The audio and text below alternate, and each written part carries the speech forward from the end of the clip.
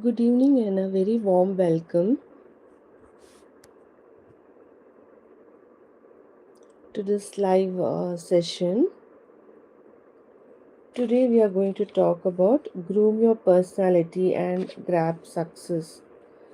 So let me give you a brief introduction on this topic.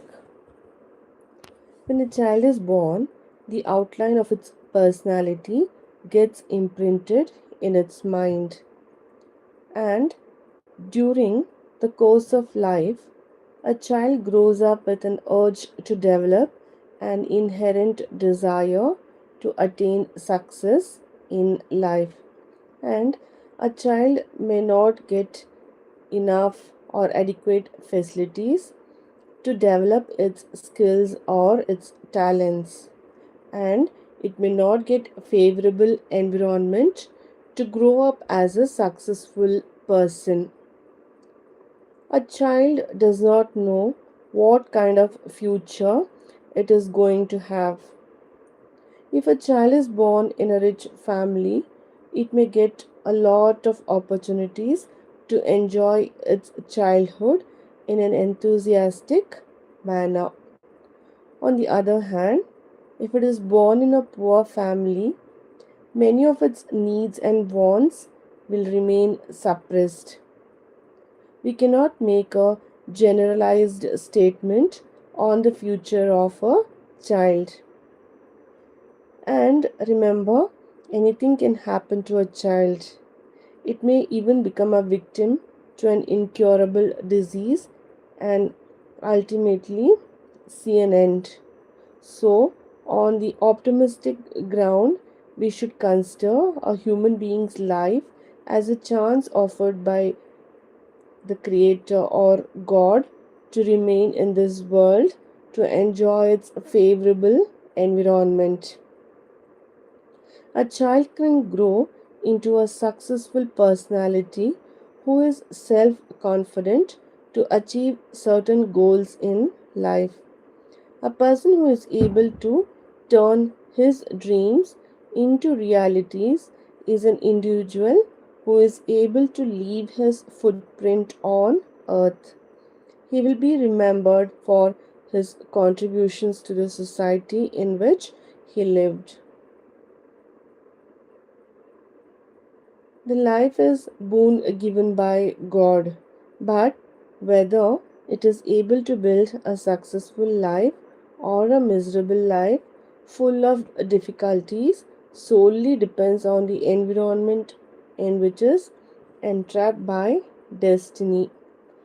During childhood and in the period of adolescence and youth, a human being gathers impressions, experiences, and learns the degrees to which he or she has to utilize the emotions or feelings that arise in the mind.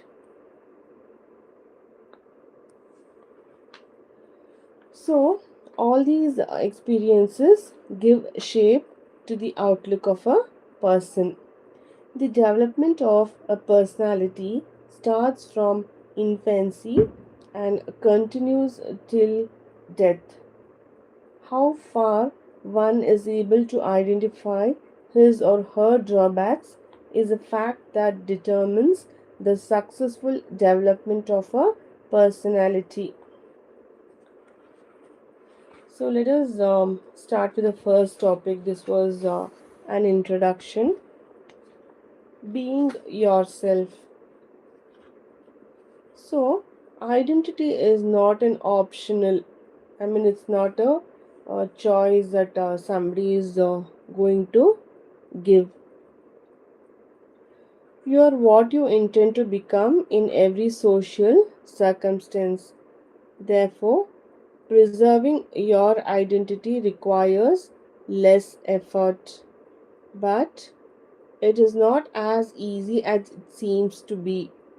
When you land in a group of friends in your college or at workplace, you cannot expect everyone to treat you as you always would have expected from each of them. In a group, everyone tries to discard certain norms. A sense of freedom dominates in a group, and in such an occasion, nobody exercises a control over the tongue. What one blurts out may not be of your liking. Every little comment can cause displeasure to you, and sometimes you may feel insulted or become angry over a comment. So, such situations are created by those who try to dominate the group by villainous tactics. Such an individual only wants to leave an impression on others that he or she is not a person who takes everything lying down in a certain gesture. When people get excited, they may blurt out anything, discarding all sense of prudence. In such occasions, you have to try hard to preserve your identity. You should not come down from your stature and stoop low to make an insulting remark. Let others say whatever they like and indulge in character assassination in a desired degree. Just take everything with a sportsman spirit. That does not mean that you should keep mum in such a group. If you cleverly play your role well, you can change the direction of the conversation. If you are successful in your attempt, you can even turn the conversation into your style of preference or liking. That means you will soon establish control over the group. The strategies you adopt have to be very effective, otherwise, your tactics will boomerang on you. A group of friends seldom become a group of listeners, and one single person cannot establish superiority over others easily. Therefore, preserving your identity at times is a Herculean task, but you successfully do that by following a policy of austerity in expressing your individual views. Do exercise a control over your tongue when someone tries to incite you by mean talk or compels you to subscribe to a feeling of segregation based on religious prejudices. All such efforts will help you in preserving your identity. When you leave a group, let others think of you as a refined person with no prejudices or preferences. That itself will be a great achievement.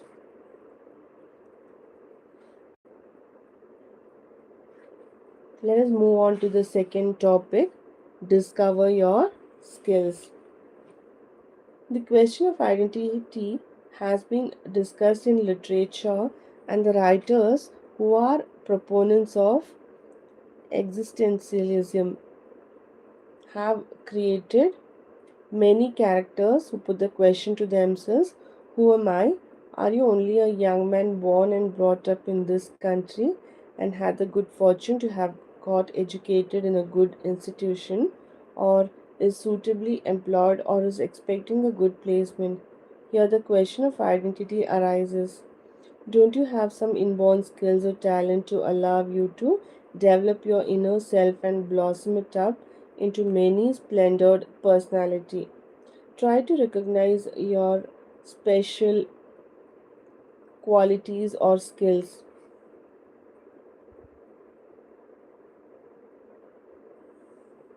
Perhaps you may not be able to do it yourself. In this, your friends' help and guidance are necessary. Many people do not know what all skills lie unrecognized in their minds.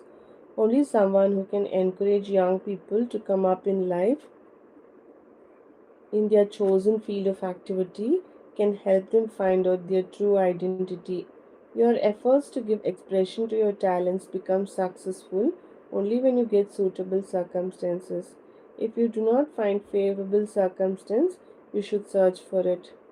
Your ultimate aim should be to establish your identity and win laurels for your special abilities.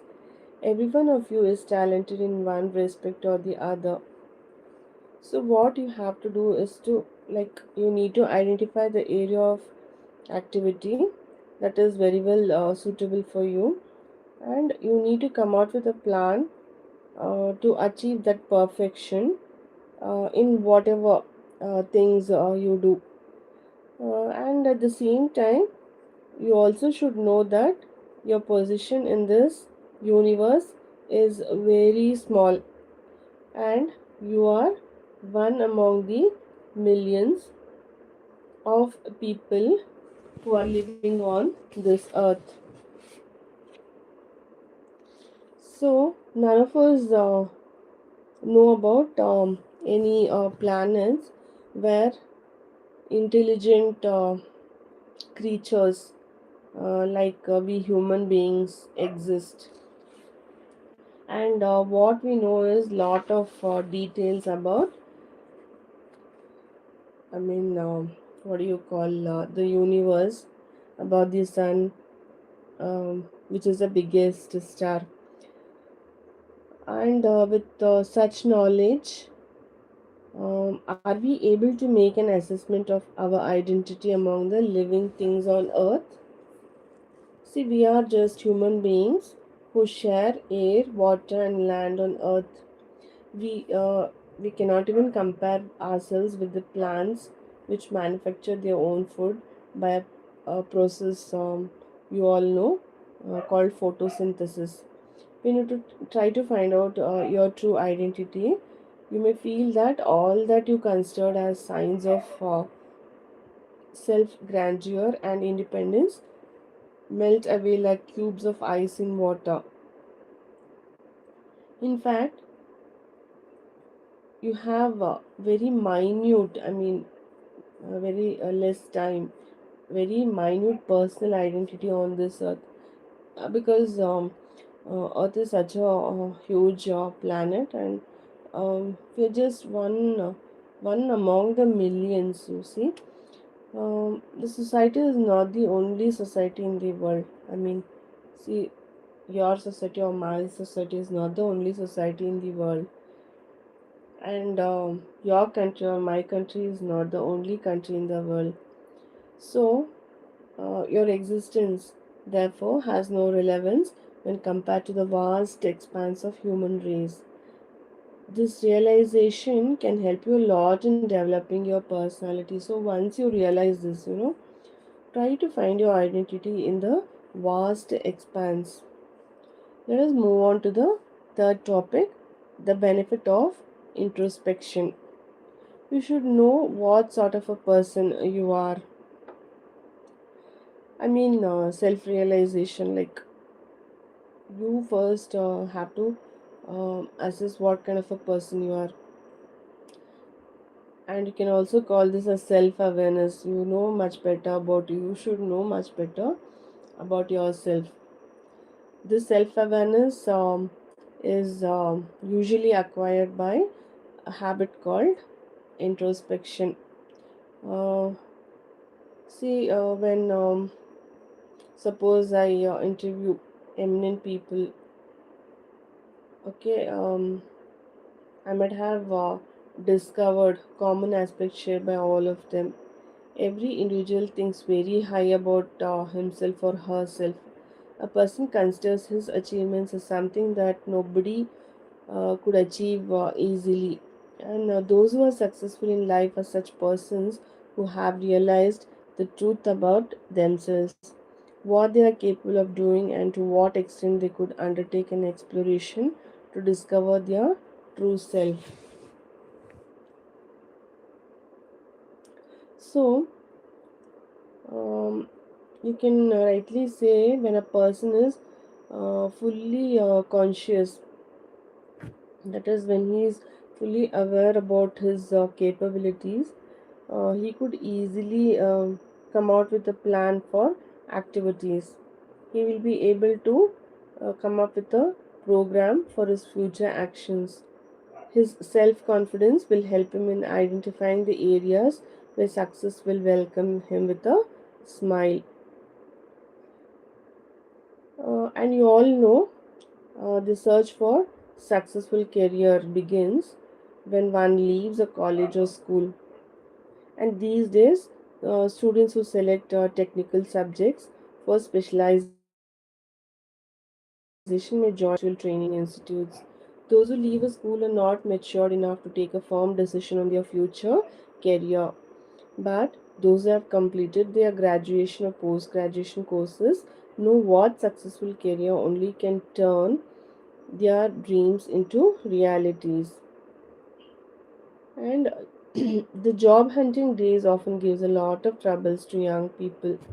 At first, one may not get a job of one's liking. A self confident person should show some patience and stick to one job for a certain period of time till he is able to achieve his goal.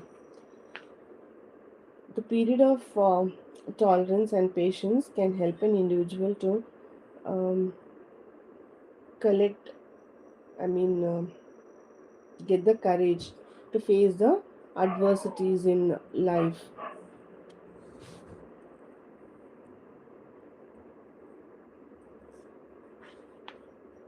Okay, and introspection helps an individual to recognize one's familiar paths of progress. Once you take a decision on what sort of work you are going to undertake, you have to come out with a course of action. First of all, you will have to take a stock of all your previous experiences when you adopted a similar course of action. You should compare your efforts and the ultimate results to draw a conclusion whether your efforts lead you to success. And what would be the next step?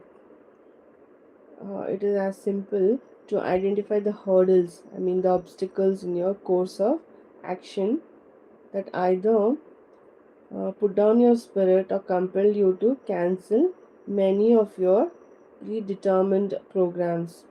This analysis can help you to devise new strategies and also to adopt new course of action.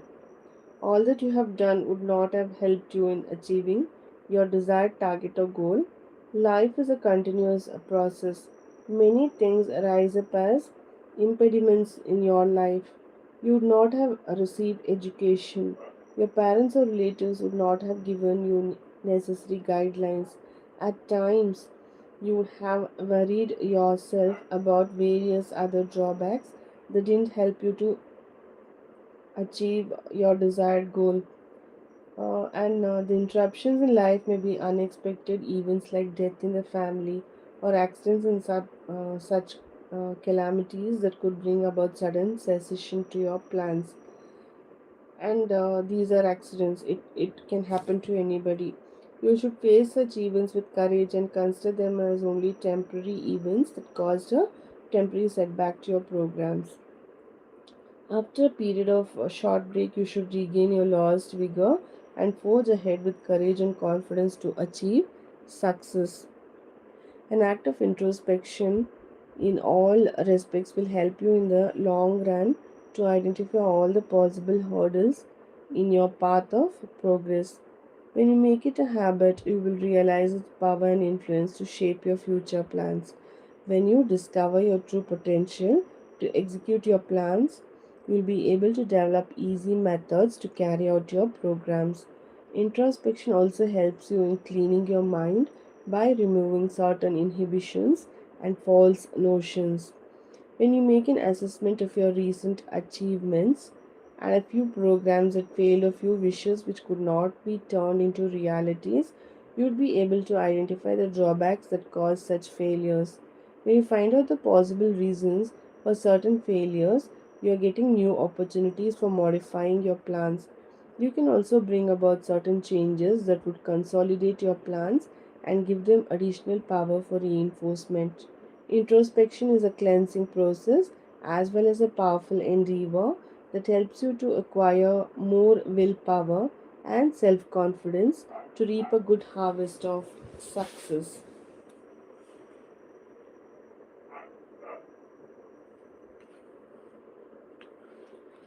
Moving on to the fourth topic of today's session, I would say remove your negative thoughts. I mean to say, eliminate your negative thoughts. See, as human beings, we all tend to have negative thoughts. We always cannot think very positively. So you might have had some bad experiences in life. Someone would have snapped you at the office or at home or at a public place, and you have some grudge towards that person. If you go on accumulating layers of hatred towards that person, you'd be doing a lot of harm to your body and mind. Negative thoughts can also make your blood impure to some extent. As most of the illness are psychosomatic, mind certainly exercises power over the body. You become what you think to be. It is a healthy habit to ward off negative thoughts, and if somebody has done some harm to you, you must forgive him. This act of forgiving removes the bad thoughts from your mind. It has been scientifically proved that anger makes your blood impure because of a hormone secreted by a ductless gland. Adrenaline is a hormone that prepares the body for fight, flight, and fright. So, I'll repeat. Adrenaline is a hormone that prepares the body for fight, flight, or fight. It has widespread effects on circulation, the muscles, and sugar metabolism. At the same time, because of the effect of adrenaline, the action of the heart is increased and the metabolic rate is raised. The force of muscular contraction improves and the onset of muscular fatigue is delayed. A hormone is produced by an endocrine gland and it passes into the bloodstream and is carried to the organs or tissues where it acts to modify their structure or function. Thus, any thought that arouses a feeling of anger or hatred in the mind can affect your health in the long run. So, let me ask you a question. Why do you feel hatred towards a person? He might have shown arrogance, he would have shown supremacy in thought, action, or behavior, and you could not tolerate his critical remarks originated from his mind. You may also feel hatred towards a person because you do not find that person behaving in a manner that you expected him to behave. The negative thoughts in your mind, if allowed to multiply, will reduce the number of positive thoughts. When hatred gets accumulated in your mind, you may also develop a habit to find fault with everyone whom you see around. You may also develop hatred towards the environment and also towards a society which allows freedom to those who deliberately engage themselves in character analysis. When you suffer criticism and become desperate or frustrated, your thoughts cannot acquire the usual quality of purity, originality, and relevance. All these factors can generate negative thoughts in your mind. Negative thoughts cause a lot of harm to your personality. You would even lose equanimity and integrity. The obsession you have in your mind about certain behavioral pattern can even lead you to troubles. Never allow a bad thought or a thought that is capable of arousing feelings like sorrow, despair, or anger to remain stuck on the wall of your mind. Cleansing your mind and removing all the dirt from its walls can only add brightness to your personality.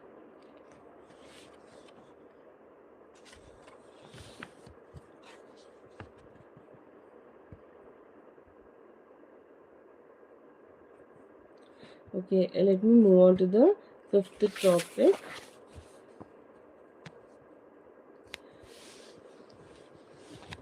As we all know, we become what we intend to become and earnestly desire for.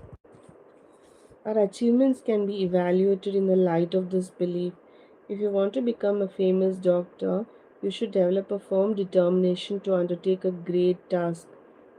Right from the beginning of your education, you ought to have shown some liking for a particular profession, and especially when you reach the pinnacle of success, some of you can at least think about the tendency you had shown in your childhood to take up the challenge or achieve your aim. Only those who had such special liking to achieve a desired goal become famous in their respective professions. Not all teachers, doctors, or engineers become very famous and win awards or other laurels later in their life. Those dedicated Lord achieve their goals. It is a particular aspect of your personality that determines how far you are able to establish your identity and name in your field of activity. When you try to bring perfection in whatever things you do, you are allowing your mind to give expression to an inherent quality. Likewise, some virtues that are essential for the development of a good personality have to be imbibed from the surroundings, family, society, and the circle of friends. Punctuality is one among them. The ability to find a quick solution to a problem, time management, and foresight, and a systematic planning are other qualities that you have to observe into your personality. Seldom can one maintain a virtuous character unblemished by the provocations of our times, while singing hymns in praise of the establishment and its customs and conventions. As a period of youth instill in your mind certain tendencies for hero worship, your self confidence and determination can only save you from falling into the trap of pseudo ideologists. It is always better to maintain your personality uncontaminated by false notions and seemingly true ideals. Always try to trust your conscience and take important decisions after weighing the pros and cons. Your outlook and attitude are the guiding factors that make your life happy. The steps of your ladder of success are good behavior, conversational skill, and pleasing personality. How you present yourself before others determines the degree of your influence on others. All kinds of pretensions are easily recognized, and affections can do more harm than good to your personality. Always show sincerity in your responses and be respectful and respectable. Undeviated optimism, self confidence, and devotion to work can help you realize all your dreams. Believe in yourself. One day, you too would become the person you had always wanted to become. Let us move on to the sixth topic: how to make best impression. See, your mind is brimming with words, but something prevents you in using them to give expression to your ideas. Perhaps many of you would have experienced such kinds of problems while attending interviews.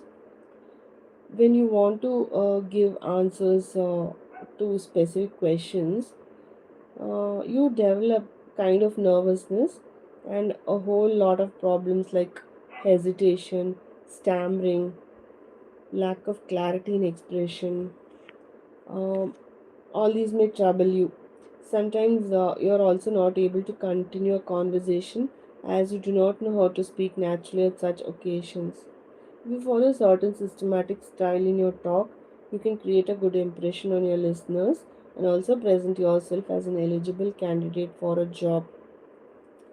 When someone asks you a question demanding a specific answer, you need only have to provide the necessary information. Sometimes a particular point may require a little more clarification. So, um, at this point of time, you need not hesitate to provide the relevant details.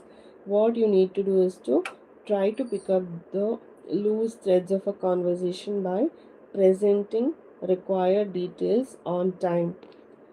And then what happens? The listener will have to listen to you patiently, as the information you are providing is the most essential thing at that particular moment. And you need to convince your interviewer that you are very truthful in your approach and provide only the relevant information. When if suppose someone asks you about your home and its surroundings, you need not give details about the climatic conditions in that locality. When you're asked to provide details about your parents, you're not supposed to speak about your uncles or aunts who live abroad or about your cousin brothers who had promised you to take along with them for a picnic. Such unwanted details will create a bad impression in your interviewers. And most important thing is also you need to look for opportunities to make interviewers aware of the sharp intelligence you possess and also the general knowledge you have acquired during your course of studies. And those who try to measure your efficiency at the time of a personal interview can only rely on your words. Therefore, you have to be very careful in choosing your words and expressions. You're not supposed to give vague answers to any of the questions. Your opinions should be substantiated with personal experience. You need to always exercise control on your conversation and show prudence in your choice of words. When you're referring to people of high official status, never use disrespectful words. Never raise your voice while talking, and you should not also speak in a very low voice that may qualify you for a meek personality. And only if you carefully organize your talk, you can create good impression about yourself before the interview board. You should not forget the fact that the persons in the board have enough worldly experience to distinguish between sincere talk and pretentious talks. The image you create before the interview board determines the possibility for your selection for a job. Therefore, everything about you, including your appearance, body language, mannerisms, and traits, will be thoroughly scrutinized by the board. However, if you're an efficient conversationalist, you can create a good impression on the officials who would pester you with questions. And being rightly said, an intelligent person can win the hearts of such officials by a pleasant style of talking. What you intend to speak need not be the best words you would utter, and a careful selection of words can only save you from unexpected downfalls in a personal judgment. A good conversationalist can create everlasting impression on the minds of his listeners.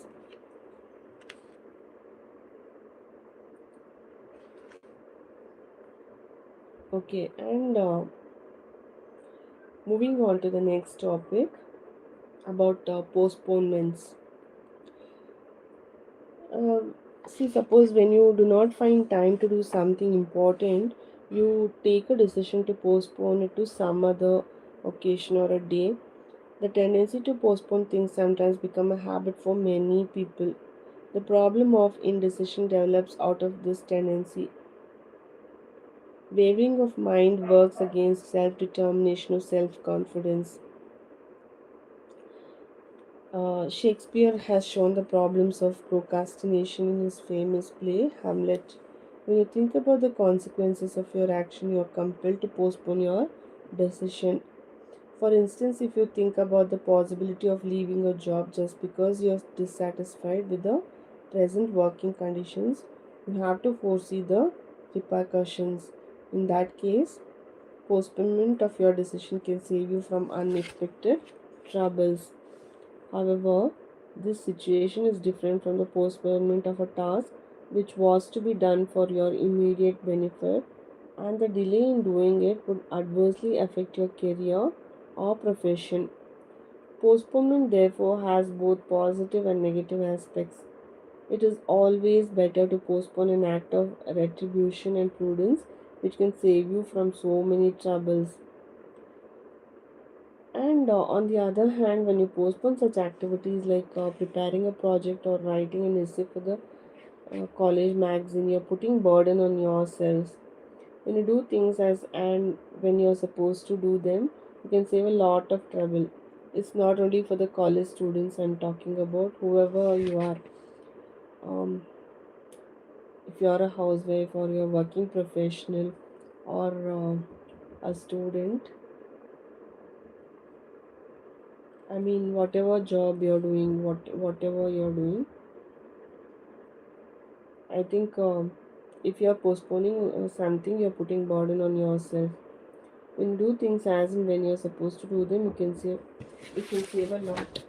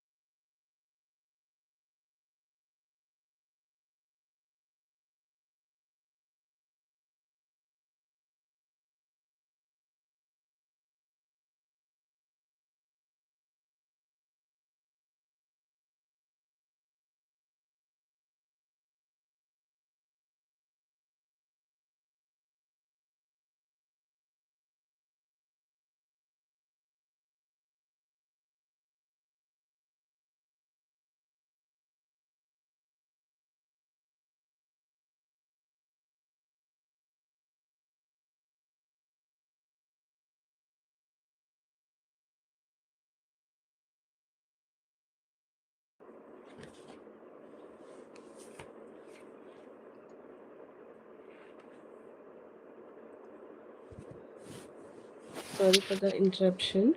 If you make out a list of your assignments in advance and chart out a schedule for your work, you can do a lot of things within a specific period of time. When you finish your assignments early, you get opportunities for social outings. You can also meet the unexpected emergencies. The habit of following a routine can bring about tremendous changes in your personality. You would always take necessary decisions in time. You would foresee the consequences of a delay in work. You would achieve the desired target and would manage each and every crisis and invent correct solutions for problems. Basically, the problems in management are same in the case of a student, an employee or the head of a family. Therefore, the postponement of any kind of task in any situation can only create a new problem for which a person has to seek effective solutions.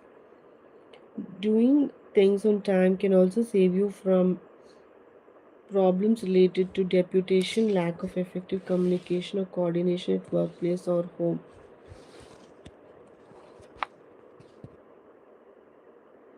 Moving on to the next topic about the surroundings.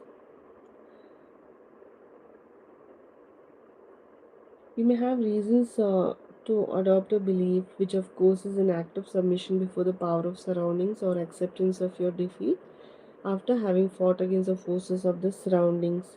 There are several aspects that determines the success of a person in his life. Poverty and lack of necessary guidance may be cited as causes by somebody who failed in life. Then ask yourself some questions. Thomas Alva Edison, the great inventor, had no one to offer guidance. He was not born in a rich family. When you read the biographies of many persons who could establish their names in the field of science, literature, art, etc., you would find that most of them had suffered a lot of difficulties in their younger days. Had they considered such difficulties as their misfortunes and had become desperate and failed to meet the adversities of life, they would not have become famous in their respective fields. At times, you see your difficulties as magnified lot, so you end up considering yourself as the only unfortunate being on the earth who is destined to suffer the cruelties of fate. Even the most difficult situation in your life can be made tolerable by adopting an optimistic attitude and broad mindedness. You should not fill up your mind with the thoughts that would compel you to underestimate yourself. You should always keep a reserve of your self confidence. Never allow such thoughts to enter your mind that pits you against the adversities of life. When you take a stock of your achievements, always consider yourself at the receiving end. Life has provided you with so many opportunities. Nobody can stop you from working hard. As far as you have an aim in your life, you can work hard to achieve that goal. Circumstances may pose hindrances from time to time. You have to ignore them and move ahead with your plans. The influence of surroundings can be made ineffective by adopting a stern attitude towards happenings that distract your attention. You need not pay attention to what others tell about you. Always consider your field of activity as your chosen field of work. If one wishes to change the surroundings, one can do it without any difficulty. You cannot change things by lifting them up and throwing them away or constructing a wall overnight around your house to escape from the criticism of people. What you can do is to remove the tinted glasses from your eyes that compel you to see things in a different color. You can change your attitude, your outlook, your tendency to reach quick conclusions or to make quick assessments. When you adopt an entirely different attitude towards the circumstances or surroundings, you can bring about vast changes in your life. As you change your preconceived notions about people and places, you will find new horizons to explore and new friendships to cultivate. No force on earth can always keep you chained to poverty or deprivation. Even if the surroundings create a lot of hindrances, you need not worry about them. Perseverance and hard work can remove all obstructions in your life.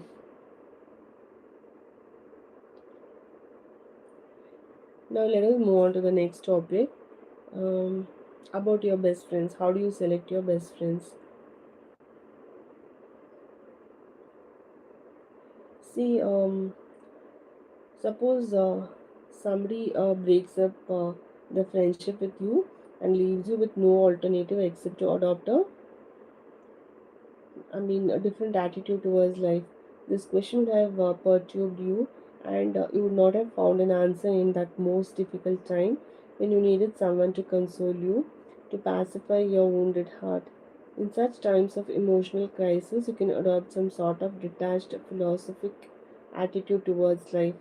Think about the innumerable life forms you find in nature. Do each of them have a definite purpose in life? Do all of them depend on each other for the sake of mere existence? What is the role of human being on this earth? Be practical in your approach. Try to picture yourself as a lonely being. Don't you have right to lead a life of independent individual? Is an ideal friendship essential for your growing up process? Did you make a sincere choice of your friends? In fact, good qualities did you expect from your best friend? If he or she had failed to meet your expectations, how did you commit a mistake of selecting that individual as your best friend? Several such questions have to be analyzed further to arrive at certain conclusions. When you make a friendship with a person, you try to identify certain qualities in him, her, which you consider as your own traits. You would also like to see some similarities in your attitudes and outlook. When you start a friendship, you take up the responsibility of maintaining it for a long period of time. With all such knowledge about an ideal friendship, you make friends, but you tend to forget the possibility of hurdles that may come up in sustaining a good friendship. As in every type of human interaction, in this relationship too, you may face twists and turns, misunderstandings, and communication problems. Human beings are not computers, and their responses and reactions may vary according to the circumstances. The process of thinking or decision making cannot be considered as mechanical, unaffected by environment. So even when your best friend ditches you, you should not feel bad about it. Don't feel sad when your friend criticizes you in the presence of others for no reason. After all, it's human nature. Just as steel is tempered by fire, your personality acquires glow and purity when your mind undergoes sufferings by way of sorrowful experiences and emotional crisis. Do not feed your mind with dreams, but teach it ways and means to face all the adversities in life. If you are afraid of losing a friend, it is because you had misjudged the sincerity of that friend. Always remember the truth that good friends can never forsake each other. Moving on to the next topic. How do you help out your friends? See, when someone narrates or says personal problems, you may feel sympathy for the plight of that person, and it's quite natural. And your responsible will be regarded as human sentiment that should find expressions in a society. How far have you been able to understand a person's problems depends on the relation you maintain with that particular person. Your friendship certainly has some limitations. You cannot take liberty with everyone whom you consider as your friend. So, in a similar way, you cannot interfere in the personal affairs of your friend if he or she is reluctant to share with you many such details of personal life. So, as a true friend, you have a certain responsibility to show sympathy and concern towards him or her. Friendship makes you broad minded, and it helps you in identifying the difficulties of your friend to face the unexpected turn of events. Therefore, it becomes your duty to console your friend in times of crisis and offer him or her enough confidence to face all the adversities of life. You should not allow your friend to make a mountain out of a mole. You should prevent your friend from exaggerating certain problems and seeing everything through a tinted glass. Let your friend in any case does not compare his or her personal problems with those of others. Such a tendency always brings about troubles. You should know that every individual has a tendency to lead a life similar to that of another person. So he or she tries to choose a role model. There is a tendency in human being to blindly initiate people in many respects. This tendency is imbibed in the mind of a child right from the period of infancy. Every son or daughter tries to talk or behave like his father and mother, vice versa, in social surroundings. L. Ron Hubbard has explained how a human being tries to adopt the valency of another person in his book on Dianetics. As one grows up, this tendency is suppressed and a conflict arises between two distinct desires. On one side are the efforts to preserve one's individuality and to establish one's righteousness in doing certain things. On the other side is the tendency to preserve one's parental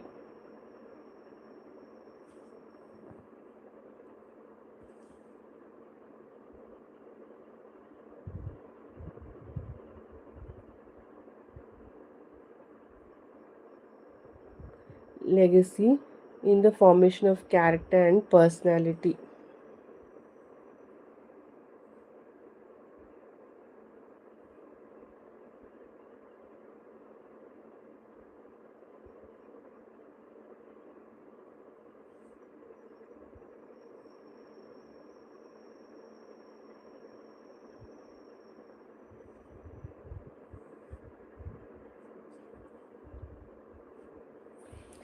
When your friend reveals to you his or her problems, you should try to discover the area of conflict that creates such problems. When you give a patient hearing to the problems of your friend, you will be able to find out the real causes. While narrating such personal woes, a person is liable to reveal certain secrets, and if you carefully analyze the problems, you can find out the real causes. In most of the cases, lack of parental love or sympathy and feeling of loneliness may be the reasons.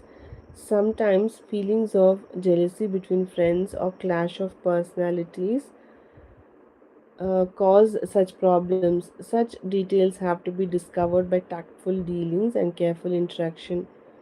When you have identified the causes, you can make your friend realize the grave mistake he or she has done by misinterpreting certain facts or made wrong assessments on the response or behavior of some people.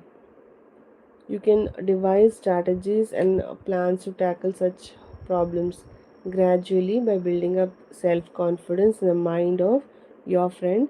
You can ward off unwanted fears or forbid bondings from that person's mind. Slowly, by establishing a feeling of mutual understanding, love, and winning each other's confidence, can find out effective solutions for all such problems. Let us move on to the next topic, the Terminator syndrome. Destruction may be the password for the Terminator. He is a metal skeleton in human flesh, a product of space's technology, controlled by computer commands. Perhaps many of you have thought about the thrill of possessing a revolving, fire spewing machine gun the Terminator uses to destroy his enemies, as shown in the movie. Of course, youth would have such motives and tendencies. Those who blindly imitate the silver screen hero may even commit cold blooded murders, as happened in a school in the US. The urge to destroy the evil and save those in danger is considered to be part of heroism. But when it becomes an obsession that may lead you to unexpected dangers, in this respect, the Terminator syndrome is something to be regarded as dangerous. On the other hand, if you play it safe and use it to strengthen your willpower to do seemingly impossible tasks, you can put it to your good use. The daredevil attitude can very often lead you to unimaginable depths of self destruction. You should exercise control over your heroism at such moments when you feel that you have to do something really great and unconventional. The Terminator syndrome could only be utilized to chart out plans for nullifying the effect of circumstances that obstruct your growth as a full fledged personality. You can spew fire against oddities and lift up and throw those guys only in imagination who are jealous and create hurdles in your path. Psychologists have mentioned the method of writing out all your venomous thoughts against a person so as to remove them from your mind. In the same way, you can have your ill feelings purified by your optimism and turn them as plans for your future. You have to use the Terminator syndrome not to kill people but to destroy ill feelings and despair that pull you back with their lethal tentacles.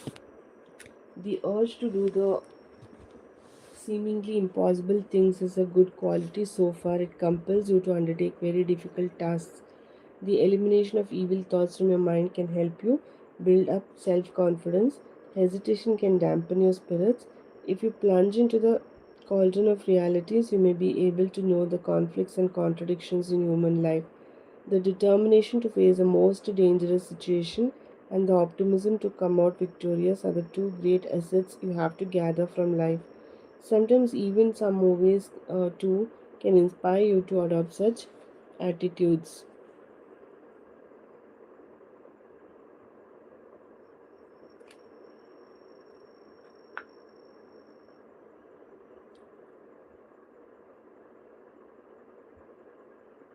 So, today's last topic would be about grooming a rank holder. So every year when the SSLC results are announced, all the newspapers go on a spree of publishing exclusive interviews and photographs of the rank holders, and we get to read the words of wisdom and worldly experience blurted out by the so-called students with exceptional intelligence. I would rather select a career in medicine, declares one. I wish to become